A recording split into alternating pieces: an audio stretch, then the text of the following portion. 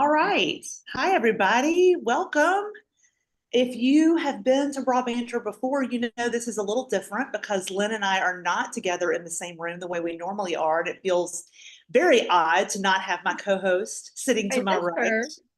Um, but circumstances this month just called for us to be in separate places. So anyway, we're so happy to be with you. Thank you for joining us today. It's exciting to have you all. We're really, really excited about this month's guest speakers.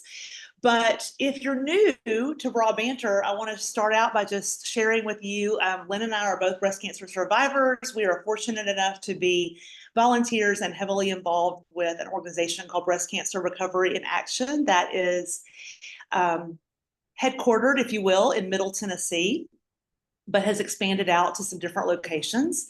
And BRAW, Breast Cancer Recovery in Action, we focus on three primary components for women navigating breast cancer, or anybody navigating breast cancer, I should say. I like to call them the 3 E's. We focus on exercise, personal training in a group setting a couple times a week to really rebuild the strength and flexibility and just kind of work with a trainer who really knows exactly how to train someone who has been through a lot of surgery or had lymph nodes removed or had radiation on their upper body, and some of the ways that those things can affect our mobility. So we're fortunate to have some great trainers who work with us in an exercise setting.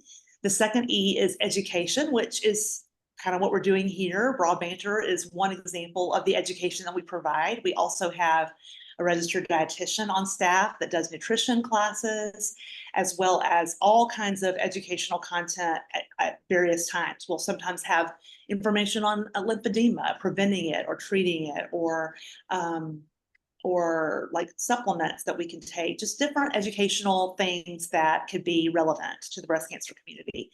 And then the third E, which was the one that was kind of most significant to me personally, is called emotional wellness. And that looks like we get in person in groups for 9 weeks, and we go through a curriculum that was co-written by our executive director, and it is specific to breast cancer. And I kind of like to say it's a book club meets a support group, but it's sitting with people who've had a shared experience and processing our feelings about our diagnosis, and then moving into the hope of how do we move forward? How do we let this not define us? It's part of our story now, but it doesn't define who we are. And now that we've all joined this club that nobody wanted to join, how do we move forward and live a healthy and happy life moving forward? So that's kind of who BRAW is. And I'm Jahan Corbin, and my co-host wearing the beautiful scarf is Lynn Haddad, and we're so happy to have you guys here. Couple quick housekeeping items. I did just start, if you heard me, I just started the recording. So we are recording this, and it will be available on the website later on. So people who aren't able to join today can come back and listen to the discussion.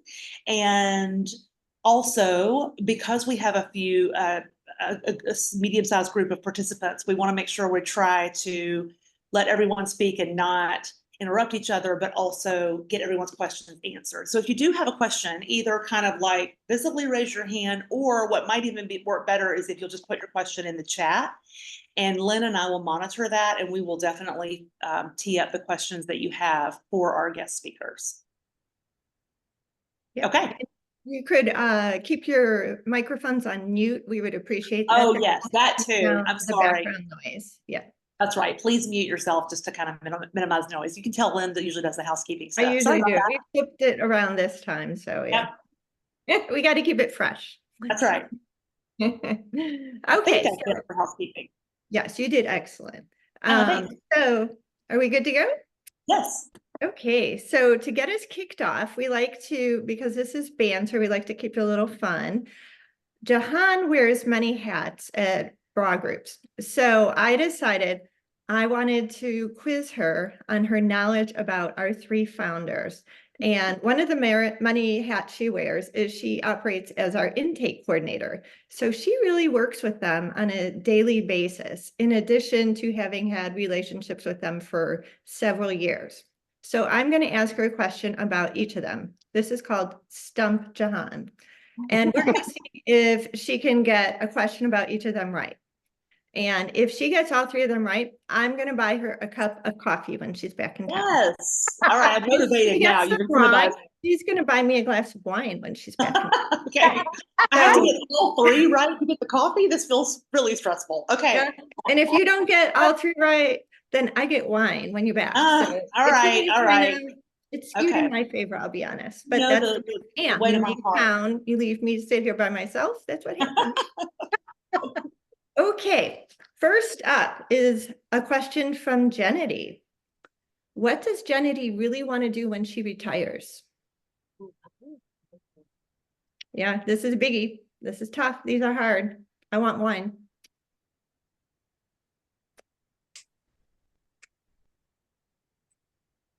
I'm Yeah. going to It's say, not running a nonprofit for women in the yeah, rest no, I know community. It's that. not it. No.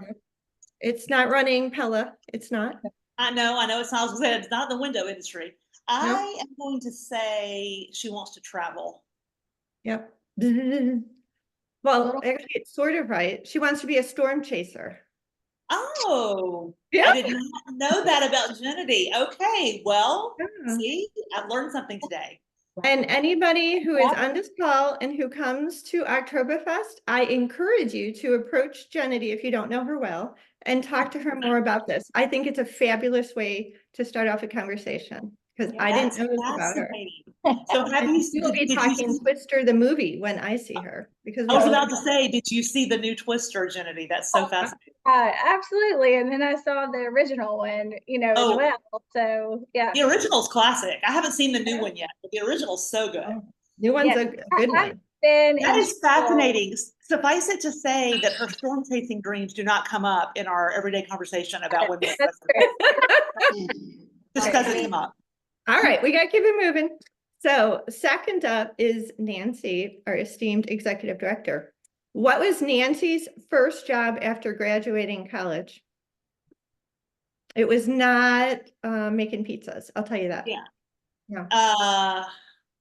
Well, there's some stuff under there. First job after Somebody's going college. I want to say it was something in like newspapers or journalism. Oh, she was a reporter for the lifestyle section of a daily newspaper. Okay, I was close. I think I deserve half credit for that. I think Have a cup of coffee? little tick. Check. We try to be fair. We're always fair. Yeah, good job. All right, all right. Third. Now this is a wide-ranging question again. Okay. In what city did lovely Namaste get engaged? And her husband, the airline pilot, is I know this. He was on a boat. It was in Italy. He was on a boat and he had to. So this Yeah, is a big swath of the world that is an option here. Okay, I think it was either in Italy or on the sea near Italy because he was like on a boat and had to like come get off the boat and propose to her or something like that. Pay attention. Is that right? Too. Venice, but it's so close. I'm going to give that to you. Buy you the darn coffee. I am. You did so good. I feel like I got 1.5 correct. So I get half a cup of coffee, you get half a glass It's going to be a of wine. small cup of coffee, not the large, but I'm buying it for you. I am. Thank you. Thank you. Thank you. Bravo. You listen. That was stressful, y'all. That was stressful. All right. Enough with fun and games. Let's get rolling, ladies. That was fun. Thank you for the icebreaker. Thank you for the grace. I have the privilege of introducing the first of our esteemed guest speakers, Nancy Brown. And I could read your bio to her, but she's going to kind of tell you a lot of her story as it relates to breast cancer. So what I would rather tell you is just my personal encounter of Nancy and who she is as a person. When I first met Nancy, I was just recently finished with chemo and still recovering from my double mastectomy. I still had drains in. That's how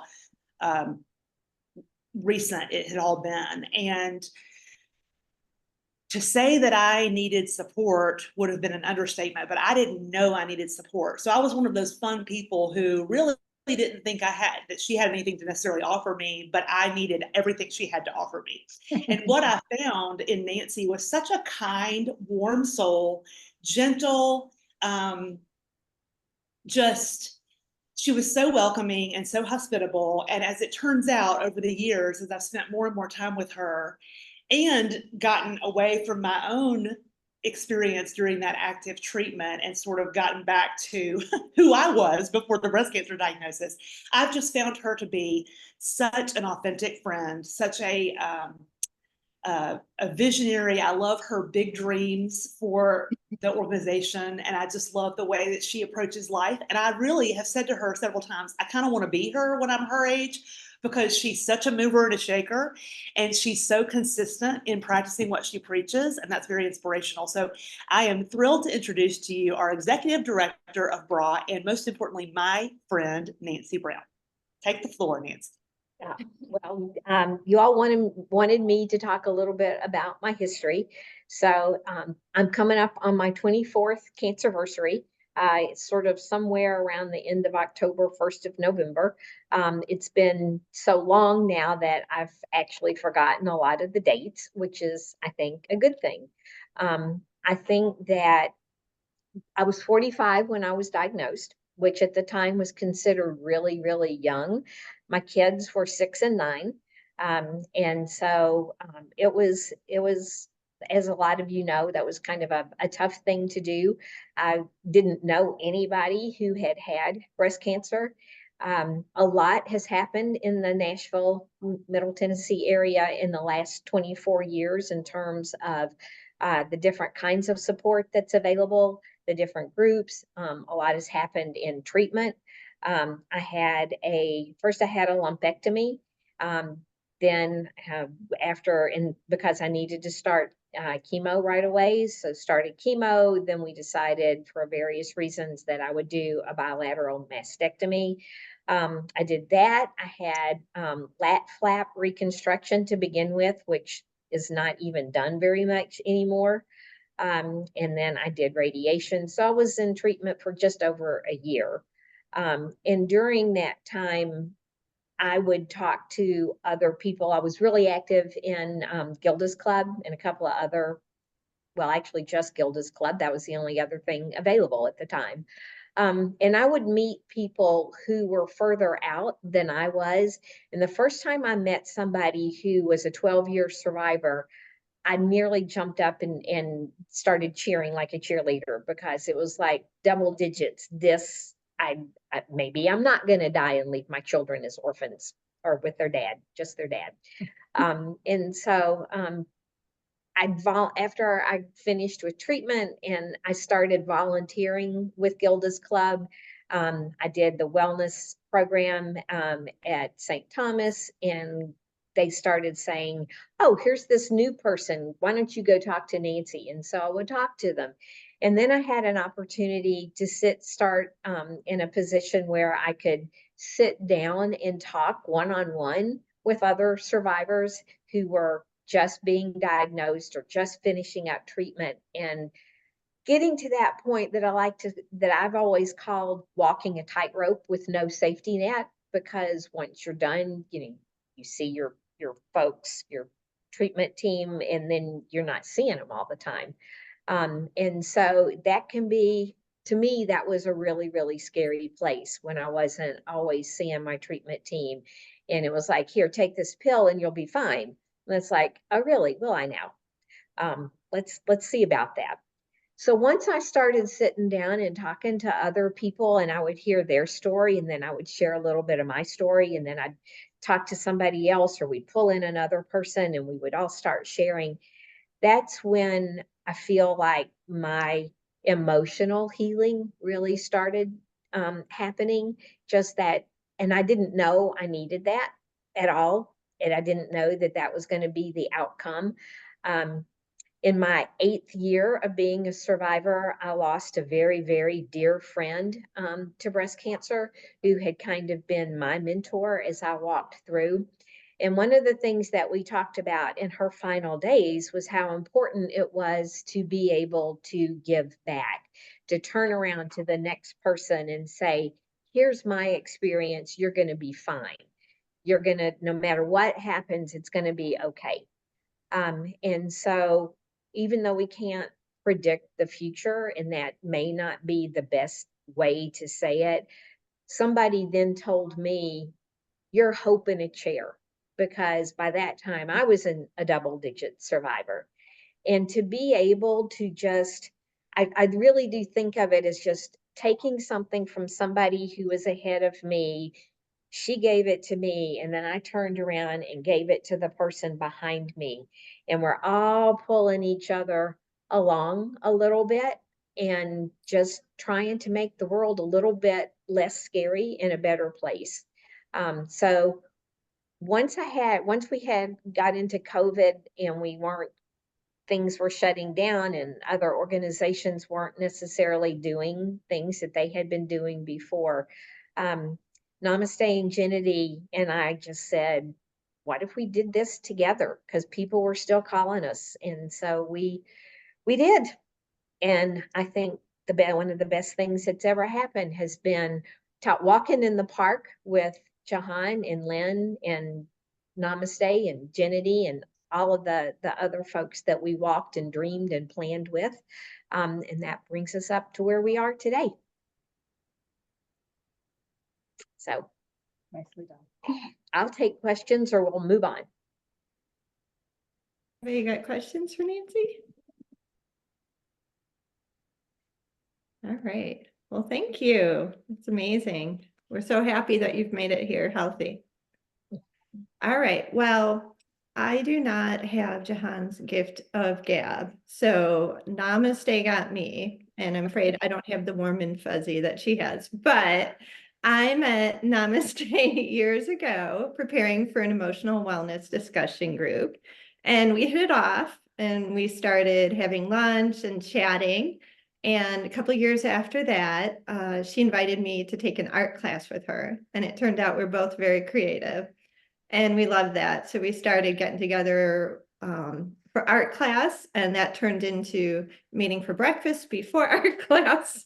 And pretty soon, more of our relationship was actually about hanging out and doing creative things than it was about breast cancer, which is actually part of how I've evolved as a human being, which is the years go by. I'm more about Lynn and less about being somebody who's just getting over breast cancer. And it's a wonderful thing. But I love Namaste as a friend, and I love working with her at Broad. Occasionally I want to tear her hair out, but that's the great thing about our friendship is we can talk to each other and we work well together and we edit each other. And so she is a ride or die person that you can work with. You can always count on her to get the stuff done, and we push each other. And so I value her tremendously. So with that, I will turn it over to Namaste to share a little bit about her story. Well, thanks, Lynn. I appreciate that. The feeling is mutual for sure. I was 28 when I was diagnosed with breast cancer. It came out of nowhere. It was incredibly shocking. I didn't have any family history. And what I have learned now is that is really the norm. 85% of women that are diagnosed with breast cancer have no family history. So though that felt really random, I have now learned that that's actually pretty common for someone to be diagnosed without a family history. I always say it was God's way of making me happy to turn 30 because I found a mass in July. My husband and I found it, and then by August, I was having a mastectomy with a tram flap reconstruction, which is also like Nancy, not something that they do anymore. The recovery from that was really intense. And then I had chemo. I had a lot of complications from that. Then I had a few more surgeries on the other side. So the summer, I was 29. I started to kind of regain my life. By the time I turned 30 the following November, I always say it was God's way of making me happy to turn 30. My friends were all lamenting it, and I was like, 30. I felt really good about it. That's where she is. She was working on the leadership King's Court thing. Oh, sorry, I thought I heard something. So I really kind of left it behind. I turned 30. Mike and I moved. I was really focused on having a family if I could. My oncologist, that was the first thing I asked. it's when I found out I got diagnosed, was, can I have children? It was my primary concern. It's what I lamented for the whole time that I was sick. And that oncologist said to me, I won't even have a conversation with you for 2 years. Like, you're going to have to get 2 years post chemo before I'll even talk to you about kids. And so I did. I kind of just went on with my life. At 32, I walked into his office and I said, it's been 2 years and I would like to try to get pregnant. And we talked about what the risk factors were for me in doing that. He gave me the go ahead, and I was able to get pregnant, which was huge. And I had my first daughter when I was 32. And when that daughter was 4 months old, I found I was pregnant with our second daughter. And so lo and behold, I had 2 beautiful, healthy baby girls by the time I was 33. And I had moved by that point. I've been living in Virginia, moved to Georgia, and then eventually found myself in Tennessee. And when I got to Tennessee, I found out that I had lymphedema. And so that affected, I had to wear a sleeve, and I was doing therapy. And so up to that point, people didn't really know that I had had breast cancer because I had moved twice. And now I was literally wearing it on my sleeve because I was wearing a garment, my arm was wrapped, there was all sorts of things. So it had people kind of asking me what was going on, and I would give an explanation. And part of that narrative was breast cancer. It's what led me to meeting Nancy, working as a participant in a program that she was running, and then eventually volunteering in that program, and then eventually getting hired to do that work. But I want to go back to the beginning of my story, which is I was 28 years old. It was in the dark ages, a solid, 27 years ago. There was no social media. Internet was in its infancy. And so the only way that you could really meet somebody is if you met somebody. You had to be in a shared physical space with them, or you needed to know somebody who knew somebody who could then put you in touch via a phone call. That's it. So I had zero access to anybody who was my age. I remember the way they used to do it. They send you home from surgery. They would have a Reach to Recovery volunteer come to your house. Sweet woman in her 60s, typical age range for breast cancer, came to my home. I was at a 90-degree angle because of the surgery I'd had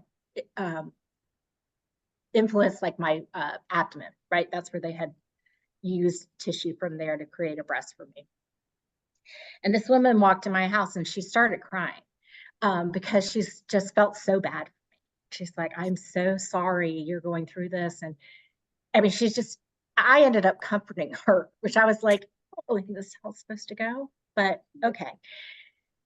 And so that was just weird. I felt really, really alone. It was just a real struggle. And somebody that my husband worked with said, oh, I know this other woman, she's under 40, you should meet. And her name is Stacy McAloon. And everybody kept saying, call Stacy, call Stacy, call Stacy. And the last thing I wanted to do was call a stranger and tell her about my breast cancer. But it got to the point where I just was so sick of people telling me to call this woman. I was like, fine, give me her number, I will call her. And I did, and it changed my life. Stacy was 6 months ahead of me in treatment. She had her last surgery. She had her last chemo the day I had my first surgery. We're still fast friends today. Her ability to walk with me and give me hope and practical tips changed my experience forever. And despite not wearing it on my sleeve for all those years, I was still very active in answering those phone calls, working with the American Cancer Society and other organizations to provide support, because I knew my voice was unique and my experience was unique. It's hard to find young survivors. And fast forward all these years, Stacy and I have stayed in touch, but unlike myself, who's never had a reoccurrence, Stacy had her first reoccurrence 2 years after she was originally diagnosed. So she's been living with metastatic disease for 25 years. She's actively been in treatment for those 25 years that I've known her. And it has really called me to do the work that I have done, not only because of how she's influenced my personal life, but how I've seen her influence others, which really mirrors Nancy's story. It is this kind of, I love this image of us all pulling each other up into the next, right? To a better place. It doesn't have to be perfect. We can't solve any of the problems, but you don't have to do it alone, which Nancy kind of told the origin stories of Brawl, but what I'd like to say is Brawl is a community, first and foremost. We are a community for breast cancer survivors, no matter where you are in your journey. You just found out, you're in treatment, you're out of treatment, you're 5 years out, you're 20 years out, or you're living with breast cancer. We have a place for you. Jahan talked about the pieces of our program, but I feel like that's what we are first and foremost. I like to call myself the Angie's List of breast cancer. If I do not know the answer, I will find the answer for you. We are not like, I don't possess all the information, but I do have access to tools and to people. So I can make connections. So if you have a question about a particular doctor, or about should you do this, or has anybody ever had this, treatment or done these things, that's what we like to be. We like to be connectors. That's really where I see like my calling in all of this. Is that good? So good. Okay. So good. Any questions Great. for Namaste? We've got time for Q&A at the end too, for any of the three. Namaste, that's a perfect jumping off point, because I definitely feel like, you're so right about us being a community, and you are such a good, I know, like, I go to Namaste for a lot when people ask me, and y'all know how it is. It's like breast cancer, on the one hand, it is so common. And so everybody knows somebody who's been affected. And I feel like when I was first diagnosed, all of a sudden it's like people are coming out of the woodwork. You got to call my neighbor and my cousin and my husband's great aunt and whoever. And it's overwhelming. But by the time I got to the place where I was ready to talk to somebody, I had a network, which I'm sure was really different several years ago, as well as being as young as you were. But I know that Namaste really is, she speaks the truth. Because if I go to her and I'll ask a question, when people come to me now and they want to talk to me about my experience, and they have a question about doctors or about procedures or about insurance, there's a lot of things that I can go to Namaste for, and she'll find out if she doesn't know. So I really appreciate that about you. My pleasure. My pleasure. Thank you for I have sharing an that. idea of who's coming next. Yeah. So we saved the best for last. So this is Genevieve Talbot. And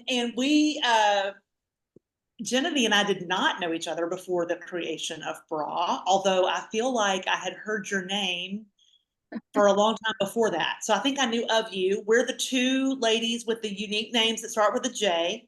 And I pretty much answer to Genevieve. Anybody that calls me Genevieve, I know they're talking to me. I don't know if you get that from your end too. I'm called Jahan all the time. Yes. She just Yes. thinks we're It the happens. same person. Yeah, it happens all the time.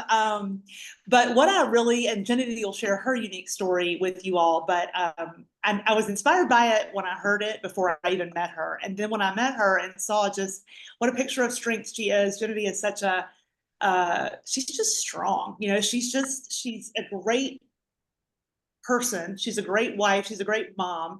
And she just models, and she's a great like boss. Like she's just a hard worker, and she models a lot of the things that I really aspire to. So I'm really thankful to know Genevieve. So I'm going to turn it over to you and let you share your story. Oh, John, that's so sweet. Thank you for such a sweet introduction. I'm 11 years out from my diagnosis. Just to give you a quick background, my experience with cancer before my breast cancer diagnosis, I had lost two young friends and a father and a stepfather to cancer, different types. So my expectation when I was diagnosed with breast cancer was no matter what they tell me, I'm probably not going to be here in about 18 months because I didn't know any breast cancer survivors. I've learned so much about, breast cancer is the #1 invested in cancer that there is in terms of research. So our survival rates are incredibly high. Anyway, I had gone for a baseline mammogram to be just proactive. After losing someone to colon cancer, I understood early detection is very important in cancer diagnosis. And so baseline mammogram, age 35, they find something. I have 4 children at that time under the age of 9 years old. My youngest was under 18 months old. In fact, I even argued with the oncologist and said, I don't have breast cancer. I think there's just breast milk left over, and that's what you're seeing. And bless him, he was like, no, hun, I know what I'm doing. So I actually ended up having multiple opinions, which I am a very big advocate for. If you don't like the options that you're presented with, then always find a provider that you feel comfortable with your treatment plan. And I only learned that because of my experience as a caregiver to other cancer patients in my family. I also am a little bit of a nerd when it comes to biology. My background was in biomedical engineering, so I look at the body as a full machine. It's very complicated, and so I'm always trying to find the best of the best when it comes to any type of medical treatment. All that to say, I went through bilateral mastectomy. I went in to see my oncologist to find out if I needed chemo. And fortunately, I did not have to have chemo. I was so excited to go announce that to my mother. She had just lost her husband, the one to colon cancer. And that very day, she was diagnosed with breast cancer as well. We are 25 years apart, but we were diagnosed with the same breast cancer, same stage, no genetic history. So it was just really statistically unheard of.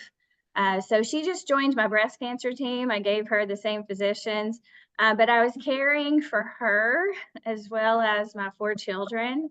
And after surgeries, I had a toddler that I had 2 children in car seats and a large SUV, and just like, it's just impossible to lift a child. There were times where I would keep one child home from school to babysit the youngest because there's just no way for me to care for them.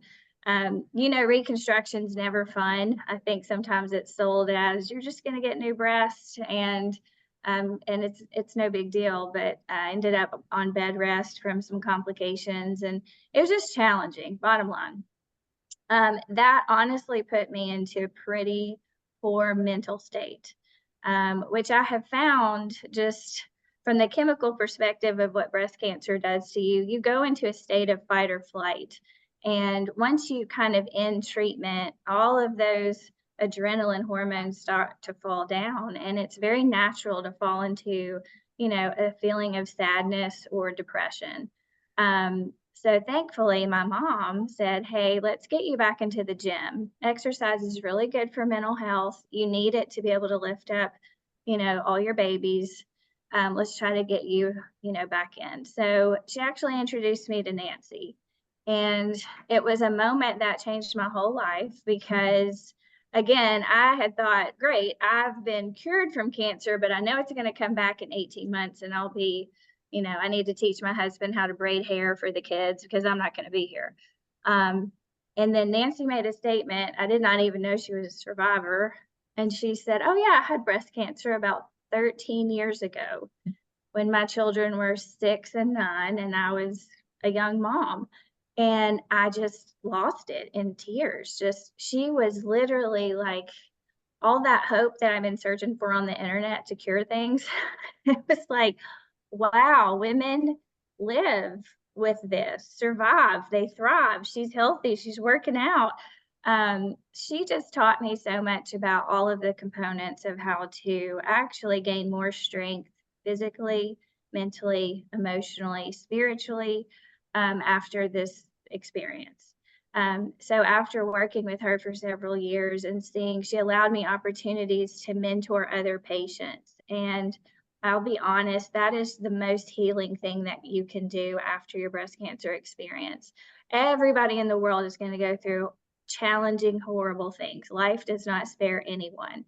But if we can take that experience and we can guide, someone that comes behind us, then, it just brings goodness. I feel like that's what we're here for, just to bring goodness to the hard things in the world. And I have had the pleasure to help so many women just because of the introduction that Nancy gave. So like she said, in 2020, the world shuts down, and one of my very best friends, next door neighbor, calls me and says, hey, I just got diagnosed with breast cancer and it's Mother's Day.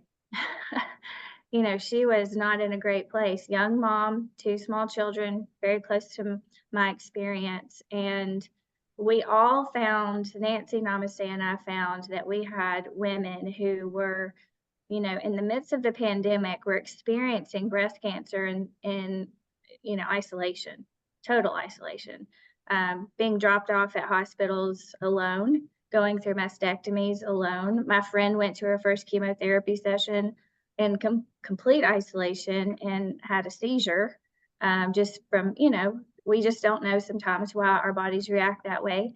And there's no support group. There's no facility to go exercise. There's just nowhere to escape the heaviness of what you're holding. And we found we have to do something to bring women together to see what we saw, the survivorship, the strength, the thriving you can have after your experience. So we started walking in the park, like Nancy said, and from there it has grown. And now we're in our 4th year. We have connected and supported over 400 women in multiple ways. We have grown from just let's get women moving to a comprehensive program of ongoing education, new ways to get people together in their communities, ways to develop them into mentors. You know, the sky's the limit for us. We are always seeking ways to meet the needs that are out there. And I know that when I was going through this experience, my mom and I both said, it's like if we could just have a mall for breast cancer where we know where to go to get all the lymphedema, all the education, all the supplements, all the hormone things, you know, bras, clothing, swimsuits, wigs. How do I get my eyelashes back? Eyebrows, you know, all the things. Where's the shampoo that makes your hair grow? I mean, we've talked about that. These are all the things we talk about, as well as just, I mean, intimacy issues. This is a big thing that no one wants to talk about, but it's extremely important. How does that affect, like, you know, someone's partner, spouse? We are an open book of education, and we are all very interested in continuing that, just to empower women so they can make their own choices. So so that's kind of my story, and we're all thriving today. It's just been an incredible experience. Thank you. It's Yeah. an amazing story. And we're so glad you guys pulled it all together. It's been Yeah. quite an endeavor. We're very proud of the work. All right. Does anybody have any questions for Janity? Okay. All right. So now this next part of our banter, we thought we would just toss out a couple questions to you 3 as a group. And so we were wondering if you would be willing to share a special memory from RA, and it could be one that the 3 of you want to share, or individual special memories. I know you guys work with so many women in the course of your daily activities that I would imagine it's probably kind of hard to choose from. Anybody? Anybody? So hard. I would say that just the aggregate, my trunk of memories all centers around all the people that I have talked to who have they come, I meet them when they're at a very low point, and then as they start understanding that things are going to get better, that and the thanks, you know, knowing that I have made a difference in someone's life. Not that is just, I couldn't put a price tag on that. That's just the collection of memories that will probably fuel me to my grave. I think like mine would be probably working with women who have metastatic cancer. I think that has been some of the hardest and the most rewarding work that I have done. I know that they oftentimes feel very other in the breast cancer community because they are not going to get better. and they're not gonna be cancer free, and they don't hit a milestone where they, like I did when I turned 30. They have smaller victories and they happen with frequency, and it's complicated. And it's a day by day thing. They wake up every morning happy to be awake, but having challenges in that day. And oh my goodness, I'm so inspired by them. I mean, I cannot express to you how inspiring it is, and also what an honor it is to walk with those women in the last bit of their journey. Sometimes it's incredibly hard and heartbreaking and beautiful. And it's touched me in a way it's hard to quantify. I have a unique experience with one of my members. She and her son, she's a young mom.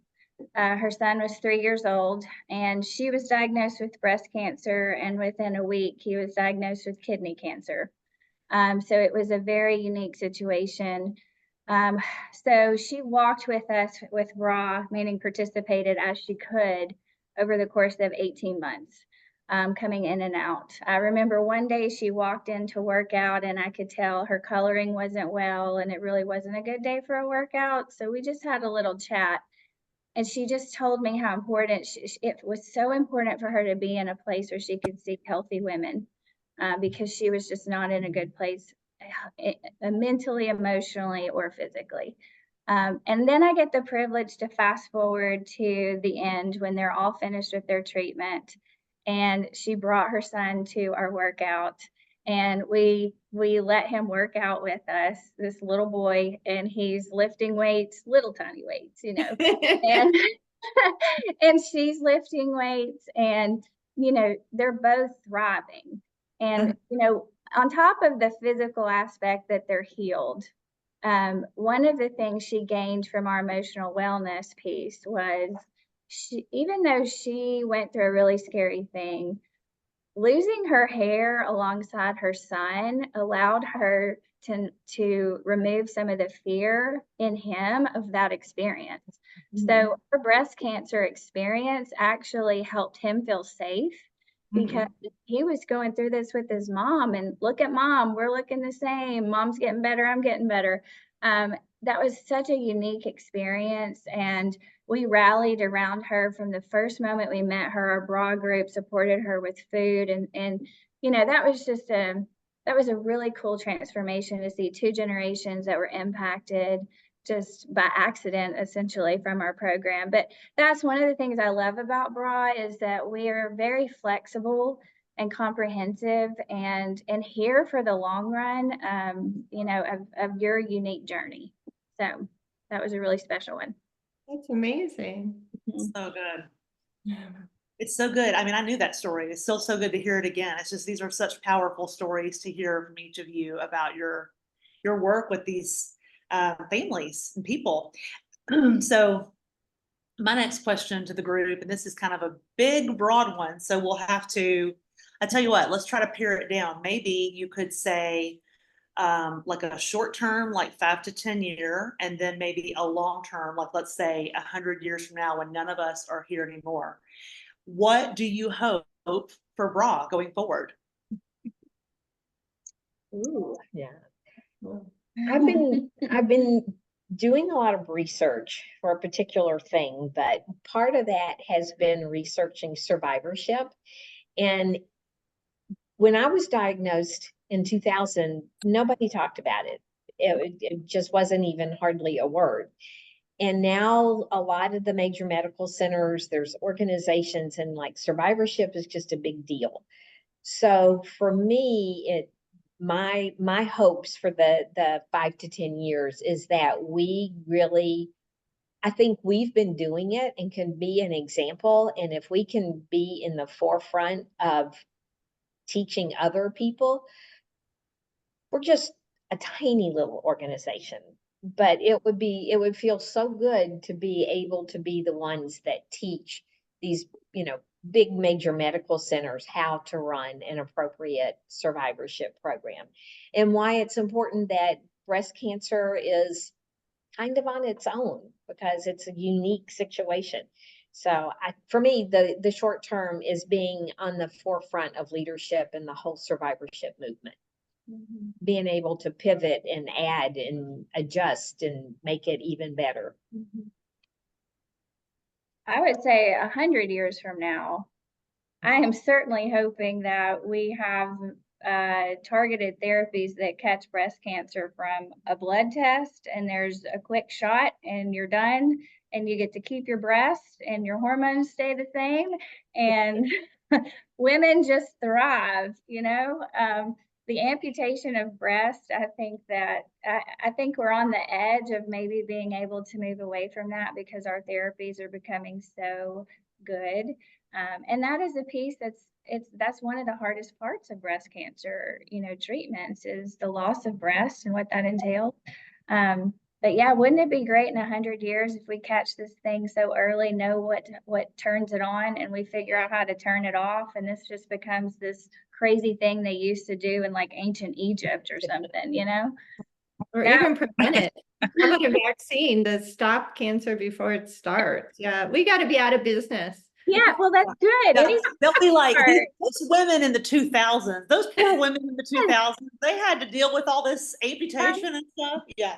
You know, They'll be the relics they talk about in history books. when you start a nonprofit, we exist because there's a gap there, Yeah. right? Like there's a gap for survivorship for women in breast cancer. But our goal is hopefully that gap is filled either through the medical community or the disease itself is resolved. So, you know, I hope that 100 years from now, bra is not needed, but if it is, I'll have family members lined up to keep it running. So You're right. That's great. Yeah, all right. Thank, Go ahead, Nancy, sorry. you can move on. It's, No, we'll hear you. add your- and then add we'll your move on business. to the next section. How about, let's hear your thoughts. I was just thinking, you know, to piggyback off of what my co-founders just said was, it used to be very much like you do it and then you're done. There wasn't anything on the other side of it. It was kind of like people just want you to get over it. Yeah. Just to be frank. And I always tell people, they'll say to me, I'm just really ready to get back to normal. And I'll say, wouldn't it be really weird if you had cancer and you went through surgery, you did all these treatments and all this kind of stuff, and then you were unchanged by the experience? If you were the exact same person you were the day before you found out you had breast cancer, it's just not realistic. I mean, it's an impossible, you can't not be changed by this experience. And so there is a gap, as Jenny said, in recognition of that. I think that this term survivorship is really very new, as Nancy was suggesting, and it's an area that we find ourselves in and are happy for. Right now, that is longer, that phase, because of new testing and drugs and treatments, so that people are living long. It is not a death sentence. It's not a death sentence to be diagnosed with stage 4 metastatic breast cancer. That was not always true. It was like you got that, and 6 months later, people thought that you would, you know, that would be it. Like Jennity's expectations when she was diagnosed, based on her experience, but also kind of like societal myth, you know, and that myth not so long ago was the reality. It's not what it is today. So I do feel like right now there is an area that we have experience in a program that really, really works because it looks at the whole person, because it has the exercise and nutrition and the emotional wellness, and then just kind of the resource and education. We know it works. We're products of this. This is kind of when the whole idea started for this organization, was how do we take the best of all the programs that we have been affiliated with in the past and create the thing that we wish we had had. Now, Jenny had a piece of this, but it didn't look the way it does now. We've been very careful to create what we want it to have, you know, so it's community-based, it's community-led, we have flexibility. We take people no matter where you are. You know, there's a lot of things that we built into this program because we have combined all this experience that we know works, and we're excited to share with everybody everywhere. I mean, my dream is anybody who wants this program should have access to this program.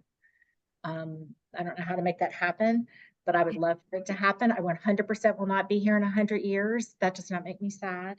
But I love Genetine's vision. I'm on board with her. As you could tell, she's definitely got that what did you say, biomedical background. So you can probably tell just from this brief conversation with the three of us that we definitely balance each other out. We all have our little kind of nuggets and areas and expertise. And I'm just so thrilled to have had an idea and then to be here and to do it with these ladies and with these ladies that are speaking to us today. It's just a huge gift, huge gift. Awesome. Well, thank you. All right, so we have a few more questions, and then I do want to reserve some time, like the last, say, 5 minutes, to talk about the amazing events that we have lined up. Coming up, we have a very full broad calendar coming up this fall. So I think maybe the next couple questions, one of you will just handle. Does that work for everybody? Okay, so Genity, you're up first. What has surprised you the most about starting a nonprofit? And I know it's a big question, but you have to just kind of give us a rapid fire answer. Okay, it is the business side of a nonprofit. There are legal things you have to become an expert in, there are financial things, there is fundraising that you have to do, and no matter how much passion you have about breast cancer, anything with accounting or the IRS, it just sucks the life out of you. So Money is the end all and be all, right? It doesn't grow on trees, sadly. So good. Okay, I'll toss this to Namaste, just to shake up the order a little bit. Yeah. What is the hardest part of your job with bra? I mimic Genetine's? No. I think it's just, here's honestly, truthfully, this job is a job that you could do 24/7, and there's always something more to do. The hours, yeah. Because you could do it, and we've known this. And we also know we're the type of people that love that work. You know, we're drawn to that work. And so for me, that's the hardest piece, is setting up boundaries and stepping back and giving myself space, so I don't get consumed in it, because it's just easy to do. So that would be my answer. Very good. And a succinct answer. just one more comment on that. Yeah. Sometimes our work is heavy emotionally. And so we have to put boundaries around ourselves sometimes, because we can get hit with a lot of heavy stories and we want to help everybody. And sometimes just holding that story is hard. It's really hard. Definitely worth it, but just still hard. Yeah, absolutely. And I will just chime in that as bra groups gets bigger and bigger, right? Just you guys come in contact with everybody. I come in contact with a smaller group. Every year it's more and more people, more and more people in the community, more and more stories coming through, and it's a lot to manage sometimes. And you guys have exponential impact, right? And coming across so many more people, I can imagine it's a lot to deal with. Okay, Nancy, I have the perfect question for you. I have heard rumors about a new book coming to our emotional wellness program. Got any comment on that? The rumors are true. When we first started or when I personally first became aware of an emotional wellness program, it was not for breast cancer survivors. And we took some of that material and just sort of adapted it.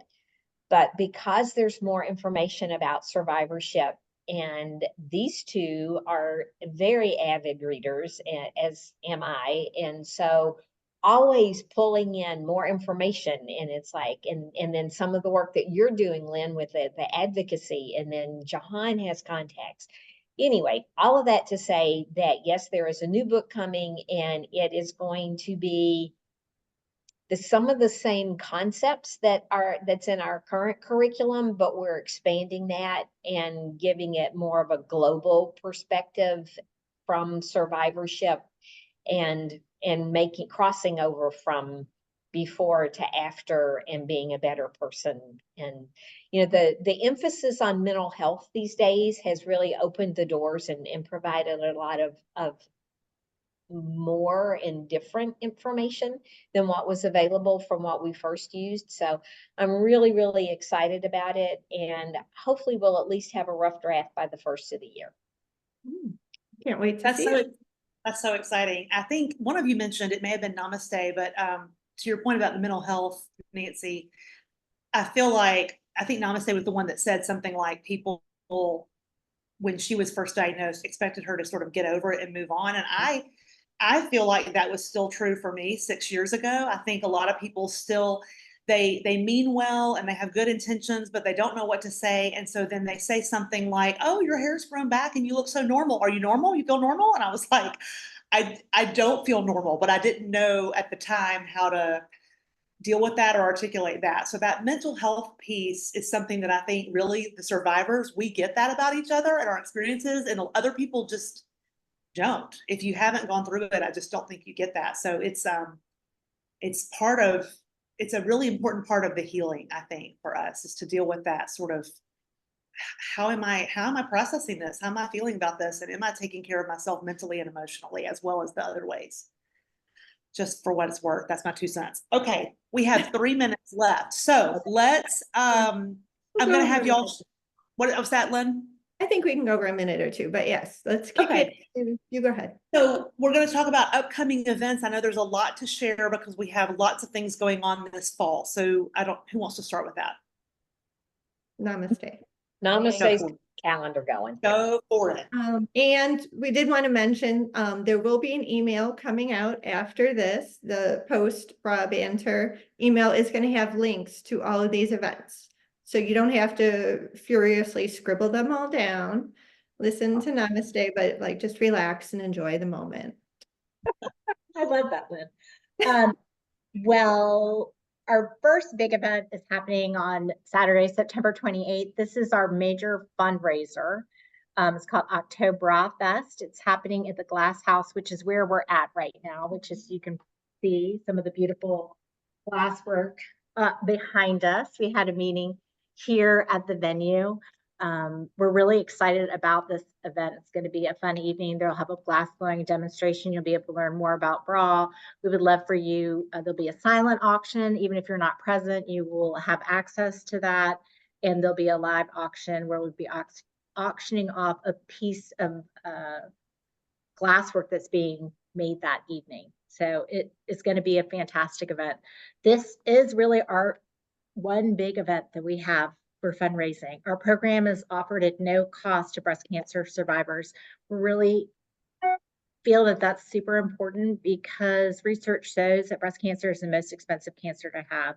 It's one of those that goes on and on and on and on, as survivors will tell you, because there's a certain amount of follow-up that needs to happen in testing. And oftentimes there's medication that women are on for 5, 10, or indefinitely. So there are a lot of financial ramifications, and that's one of the reasons we offer our programming without cost, which is why we have to ask for people to come to fundraisers and donate money, and always willing to accept money, even if you can't attend the event. So that's our shameless plug for Oktoberfest. October 3rd, we have an event that's happening in Franklin. It is about neuropathy. If you have neuropathy, you know what it is. If you don't, it is has to do with nerve damage. And normally this particular therapy is a laser therapy. And this will be an informational night. They will have snacks and drinks and an opportunity for you not only to learn about it, but question and answer, so you can find out whether this is something that might be an effective strategy for you for managing or healing neuropathy in your extremities. October 28th. This is a really big and exciting event for us. Lynn and I have been working on this. This is a panel discussion that will be talking about circulating DNA testing. Wow. Remember we were talking about advances in cancer treatment? This is it. This is cutting edge technology. It's really genetic testing, the wave of the future. It is what genetic testing was for Nancy and I 27 years ago. This is where this new testing is. It is a way of, they do a blood sample and they see if you have any tumor DNA floating in your system. So it is a way to judge staging and where you are, and if you have any cancer left in your system after you've had a tumor removed. We're really excited to have experts on this panel and breast cancer survivors who have participated in the test or interest in the test. So we're going to be exploring all those. And like Lynn said, the link will be, and information will be coming in an email. Finally, on November 2nd, super excited to, we're co-hosting an event with Gilda's Club, Pretty in Pink, and ourselves at Gilda's Club. It is called Living Better with Lymphedema. This is another thing. If you have it, you know it. And I loved Jenny's earlier analogy of the mall. This is what this is. This is particularly close to my heart, something that I've wanted to be in the community for a long time. When you're diagnosed with lymphedema, it's really hard to find the resources. They live in all sorts of different places. It has taken me years to come up with a strategy and a team to manage my lymphedema. The purpose of this event is to get all those people in one space. So there's a variety of different vendors. There'll be a presentation about the Lymphedema Act. And again, all of these events are free to attend and to just learn about what's out there. It's really a big piece of what we do is this educational piece. It's hard for any one individual to keep on top of the latest and greatest. That's why we work with professionals that this is their jam. You know, I always say about the nutritionist, that whole curriculum is based off of research, and every time that class is taught, it's updated. So you know you're getting the latest research-based evidence on all sorts of different topics. So that's what we're about. That's what we do. Those are the events we have coming up. We would love for you to join us for all of them, for one of them, two of them, whatever works for your schedule. Awesome. So lots of activities happening, and I'm going to share my screen on one more. I hope, are y'all able to see this? Let's see. So October the 30th is also, I'm going to slide that into the list of events that Namaste just mentioned. There's so many great things going on. All of those events are in person, but this one, Banter, on October the 30th with Dr. Park, will be a Zoom format, just like the one we're doing today. So you can pop in from work, from home, just wherever you are. We'd love to have you join us and listen. Dr. Park, if you're not familiar with him, he is a walking encyclopedia, wealth of information on all things breast cancer. He's very personable. He's a friend of our organization, and he is, we're lucky to have him joining us for Banter for the second year in a row, or maybe it's been about a year and a half. I don't know how long it's been since we've had him, but we got great feedback the last time he was on Banter. I think you'll find this one really, really helpful. So mark your calendar for October the 30th from 12 to 1 to join us on Zoom. And with that, do we have any further questions? Any comments from anybody? Thank you, founders, for your time today. We are so grateful to know you, to hear from you, to benefit from this great big idea that you've had and implemented. And I'm just grateful. I'm just grateful for y'all. Appreciate your time.